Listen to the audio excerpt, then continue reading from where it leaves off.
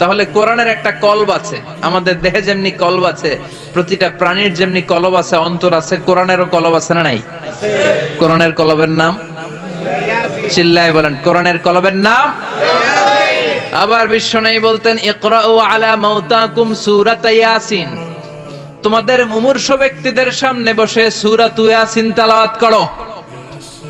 রূহ চলে যাবে, মৃত্যুর একেবারে দ্বার প্রান্তে দাঁড়িয়ে এই মুহূর্তে তার পাশে বসে পড়তে আরম্ভ করেন, ইয়াসিন ওয়াল কুরআনিল হাকীম ইন্নাকা লামিনাল মুরসালিনা আলা সিরাতিম মুস্তাকিম। ওই ব্যক্তির ঈমানের মৃত্যু দান করে দিবে কে? আল্লাহ। মৃত্যুর কষ্ট হালকা করে দিবে কে? আবার বিশ্বনবী বলতেন, রাত্রিবেলা যে ব্যক্তি একবার সূরাত ইয়াসিন তেলাওয়াত করে ঘুমাতে যায়, সকালবেলা নিষ্পাপ অবস্থায় তারে ঘুম থেকে জাগাবে কে? আল্লাহ। তাহলে এই সূরার মর্যাদা কম কম না বেশি বেশি? কলবুল কোরআন, এটা কোরআনের কলব, একবার পড়লে 10 পড়ার সওয়াব। আবার মুমূর্ষ ব্যক্তির সামনে বসে সূরা ইয়াসিন তেলাওয়াত করতে বলা হয়েছে, তাহলে মৃত্যুর কষ্টরে হালকা করে দেয় কে? আল্লাহ। আবার রাত্রিবেলা সূরা ইয়াসিন তেলাওয়াত করলে সকাল বেলায় নিষ্পাপ বানায় দেয় কে? আল্লাহ। মনে থাকবে? কোরআনের কলবের নাম কি? ভুলে যাবেন না তো? বেশি বেশি তেলাওয়াত করতে রাজি আছেন? সকাল সন্ধ্যা তেলাওয়াত করবেন তো? সূরা ইয়াসিন ছাড়াও এই সূরার অনেকগুলো নাম তাফসীর গ্রন্থে পাওয়া যায়। এই সূরার একটা নাম হচ্ছে সূরাতুল কাদিয়া। সূরাতুল কাদিয়া, তাকদি হাজাত কারিইহা। যে সূরা তেলাওয়াত করে ওই তেলাওয়াতকারীর যে হাজত আছে, প্রয়োজন আছে, এই সূরার বরকতে আল্লাহ তার প্রয়োজন পূরণ করে দেয়। আমাদের জীবনে প্রয়োজন আছে না নাই? কার কাছে চাইবো? বিপদে পড়লে কারে বলবো? আমরা বিপদে পড়লে প্রথমে শেয়ার দেই ফেসবুকে। কোথায় শেয়ার? আগে শেয়ার দিব কার কাছে? মনে থাকবে? বিপদে পড়লে ফেসবুকে শেয়ার দিব না, বন্ধুরে শেয়ার করব না, বউয়ের কাছেও পরে শেয়ার করব, আগে শেয়ার করব কার কাছে? মনে থাকবে?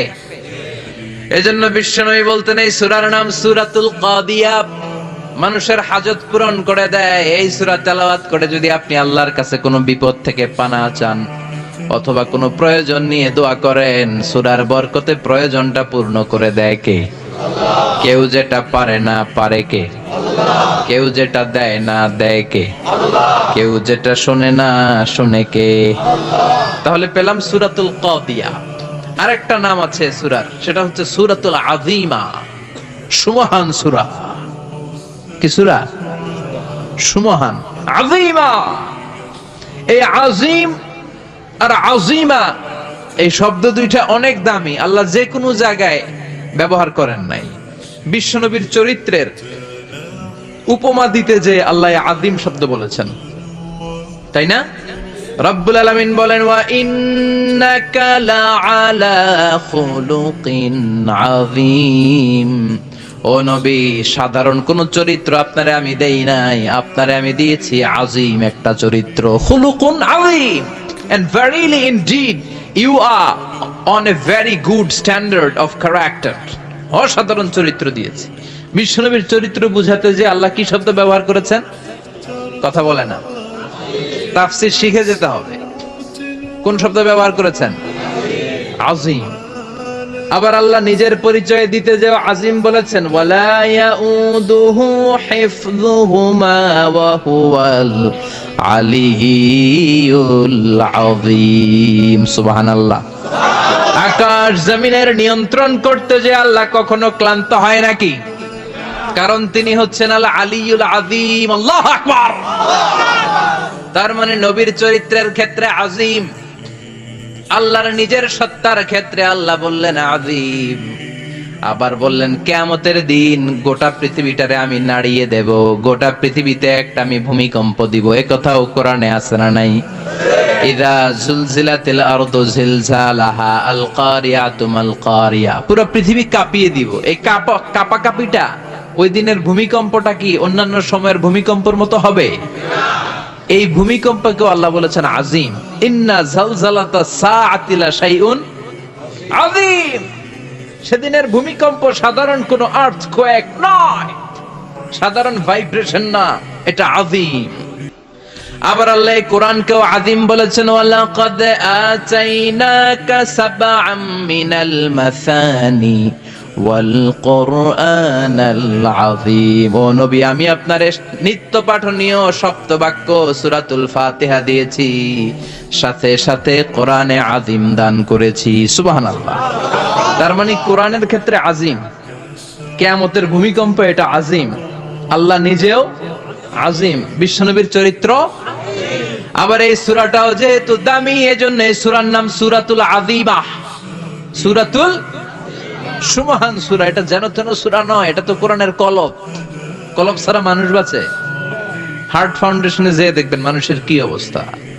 হৃদরোগ, হৃদয় যার নষ্ট, তার যে কত কষ্ট। এই যে কি পরানো লাগে এখন, রিং পরায়, এনজিওগ্রাম, এনজিওপ্লাস্টি করে আর্টারি ব্লক করে ফেলে। চর্বি, এত চর্বি আমরা খাই, এত গরুর গোশত আমরা খাই। মনে রাখবেন, যেই প্রাণীর পা বেশি ওইটার ভিতরে কোলেস্টেরল বেশি। মাছের কয় পা? হ্যাঁ, নাই, এখানে নাই, মাছের পাটা নাই, কোলেস্টেরল নাই। মুরগির কয় পা? জোরে বলতে হবে। তার মানে কিছু কোলেস্টেরল আছে না নাই? গরুর কয় পা? কোলেস্টেরল বেশি না কম? এইবার কোন চিংড়ির কয় পা? সবচেয়ে বেশি কোলেস্টেরল কন্টেইন করে শ্রিম্প, প্রন, চিংড়ি। এজন্য এগুলো কম খাইতে হবে। তবে 40-এর আগে যারা আছেন ধুমায়া খান, 40-এর পরে এই যে মাটন, ল্যাম্প, ছাগলের গোশ, খাসির গোশ, চিংড়ি, এগুলো আপনার ডায়েট থেকে বাদ দিয়ে দিতে হবে। বুঝতে পেরেছেন? এজন্য এই সূরাটা যেন তেন সূরা নয়, এটা তো কোরআনের কলিজা, হার্ট, হৃদয়। এজন্য সূরাটা সূরাতুল আযীমা। সুবহানাল্লাহ পড়েন। তার মানে 1 নম্বরে পেলাম সূরাতুল কাদিয়াহ, 2 নম্বরে পেলাম সূরাতুল আযীমা, 3 নম্বরে সূরার আরেক নাম হলো সূরাতুল মুইম্মা। সূরাতুল মুইম্মা। মুইম্মার 2 অর্থ। এক অর্থ হচ্ছে এটার বরকতটা আম, সবার জন্য, যেই পড়ে সেই বরকত পায়, এজন্য মুইম্মা। আবার মুইম্মার আরেক অর্থ হচ্ছে যেই সূরা শত্রুকে অন্ধ করে দেয়। কি করে দেয়? এই সূরার প্রথম 9টা আয়াত যদি বিপদে পড়ে, শত্রুর কবলে পড়ে আপনি তেলাওয়াত করেন, শত্রুর চোখটারে অন্ধ করে দিবে কে? আল্লাহ। বিশ্বনবী মক্কা থেকে যখন মদিনায় যায়, হিজরতের সময় বিশ্বনবী সূরাত ইয়াসিনের প্রথম 9টা আয়াত তেলাওয়াত করলেন। তেলাওয়াত করে আল্লাহর নাম নিয়ে ঘর থেকে বের হলেন। আশেপাশে কাফেররা ঘুরে কিন্তু বিশ্বনবীরে দেখে না, সবাই খালি এরকম এরকম করে, ডানে বায়ে হাতায়, বিশ্বনবীর সামনে দিয়ে যায়, কিন্তু কাফেরদের চোখ অন্ধ করে দিয়েছে কে? আল্লাহ। এজন্য কোরআন তেলাওয়াত করলে কাফেরদের চোখকে অন্ধ বানায় দেয় কে? আল্লাহ। এজন্য সূরার একটা নাম হচ্ছে সূরাতুল মুইম্মা। কি নাম? অন্ধ করে দেয়। তাফসিরে কুরতুবির মুসান্নিফ ইমাম আল কুরতুবি, উনাকে জালিম বাদশা বন্দী করেছিল। ওনার তাফসিরে এসেছে উনি শক্তিশালী লোক ছিলেন, জেলখানা ভেঙে বাঁচার জন্য দিছে দৌড়। উনারেও ধরার জন্য জালিম বাদশার সৈনিকেরা ঘোড়া নিয়ে রওনা হয়েছে। উনিও দৌড়ায়, ঘোড়াও পেছন থেকে আসে। ওমিয়া মানুষ কি ঘোড়ার দৌড়ের সাথে পারে? উনি হাঁটতে হাঁটতে হয়রান হয়ে এক বালুর ময়দানে যে ধপাস করে পড়েছেন। ওরাও ঘোড়া দিয়ে এসে নেমেছে, কিন্তু আজীব তামাশা, উনি বালুতে ধপাস করে পড়েই সূরাত ইয়াসিনের প্রথম 9 আয়াত তেলাওয়াত করতে শুরু করেছেন। ওরা নিচে নেমে ডানে বায়ে সামনে পিছনে খালি খুঁজে, কিন্তু দেখে না, সামনেই কিন্তু বসা। ওদের চোখটার অন্ধ করে দিছে কে? আল্লাহ। বিশ্বাস হয়? ঈমান হয়? এজন্য বিপদে পড়লে সূরাত ইয়াসিনের প্রথম 9 আয়াত পড়তে রাজি আছেন? আল্লাহ তুমি তৌফিক দাও। আমিন। আর জোরে পড়েন আমিন। আমিন। এজন্য আল্লাহ চমৎকার ভাবে এই সূরাটা শুরু করে দিলেন 2টা কাটা অক্ষর দিয়ে। আল্লাহ বললেন ইয়াসিন ওয়াল কুরআনিল হাকীম ইন্নাকা লামিনাল মুরসালিন আলা সিরাতিম মুস্তাকিম। পড়েন সুবহানাল্লাহ। ইয়াসিন। সূরাটা শুরু করলেন কি দিয়ে? এটা কি কোনো বাক্য? এটা কি কোনো শব্দ? এটা কি অক্ষর দুইটা, প্রথম অক্ষরের নাম, দ্বিতীয়টা আওয়াজ করে বলেন, প্রথম অক্ষরটার নাম, দ্বিতীয়টা। খুব চমৎকার না? বাক্য দিয়ে এই সূরাটা শুরু করে নাই। যেমন ইদা জুলজিলাতিল আরদু জিলজালাহা, এই সূরার প্রথম আয়াত, এটা একটা বাক্য না? আচ্ছা। ওয়াদ-দুহা ওয়াল-লাইলি ইযা সাজা, বাক্য না? কিন্তু ইয়াসিন, এটা কি কোনো বাক্য? এটা কি কোনো শব্দ? না, এটা কাটা দুইটা অক্ষর। সুবহানাল্লাহ পড়েন। আল্লাহ 114টা সূরার প্রায় 29টা সূরা এরকম কাটা কাটা অক্ষর দিয়ে শুরু করেছেন। সুবহানাল্লাহ নাই? এই 29টা সূরা কখন আল্লাহ একটা অক্ষর দিয়ে শুরু করেছেন, কখনো দুইটা অক্ষর দিয়ে, কখনো তিনটা দিয়ে, কখনো চারটা দিয়ে, কখনো পাঁচটা দিয়ে। একটা অক্ষর দিয়ে আল্লাহ কোরআনের সূরা শুরু করেছেন, এরকম একটা সূরা বলেন। নুন ওয়াল কলামি ওয়া মা ইয়াসতুরুন। নুন, নুন দিয়ে সূরা শুরু হয়ে গেছে। তারপরে কফ, এক অক্ষর দিয়ে সূরা শুরু হয়ে গেছে। সুবহানাল্লাহ পড়েন।